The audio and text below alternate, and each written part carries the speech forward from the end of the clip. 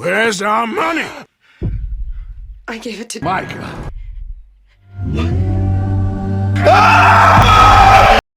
Hello fellers. How are you doing? Dutch van der Linde and Walter White are two great examples of how a person can break bad and turn into a monster. Their long screen time and great writing allows us to understand their motives, their strengths and weaknesses.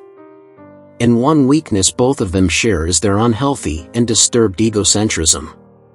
Now, I don't want to analyze them on a psychiatric level because it's not my competence. Maybe it will after 10 years of study, so what I can do is trying to figure out how they managed to destroy their lives and ruin many others. Let's start from Walter. In contrast to Dutch, it's explicitly shown that Walter never really had any good intention and that providing for his family was just an excuse to make what he wanted. If he really wanted to help his family, he should have accepted Elliot's job offer, but he was too prideful to do it. Many people wrongly describe him as a sociopath incapable of feeling love, but these points can be debunked with some pictures. Pretty much the same is said about Dutch, and even here, it just doesn't seem right.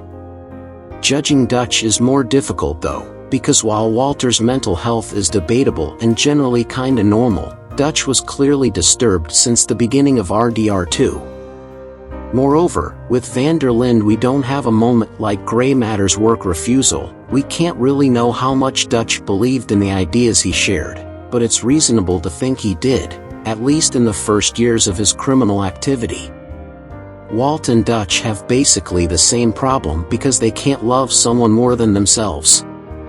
It's not about money or helping someone else, it's about them. Yes, they care for their close ones, but not enough to stop themselves from their glory mission. They both want to make something big and being recognized for it. They don't care if it's illegal and they accept the consequences of their actions. While Walt does it immediately, I think Dutch faced them for the first time during Arthur's death and then accepted them in the first game. They are both incredibly skilled manipulators, but ironically, they both get manipulated when someone puts their ego in question, like when Gustavo talked about providing for the family, and Micah that constantly said Dutch it was all going to plan.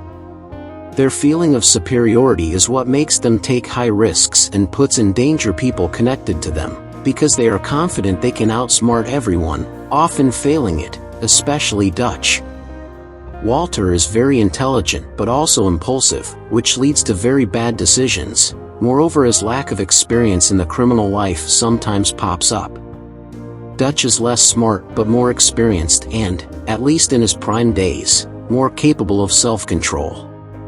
His mental decline made him impetuous, but his former self calculated every move and didn't act out of anger. Think about all the times he could have killed Colm but he didn't because it would have been risky or pointless. The same can't be said about Walter, right Mike?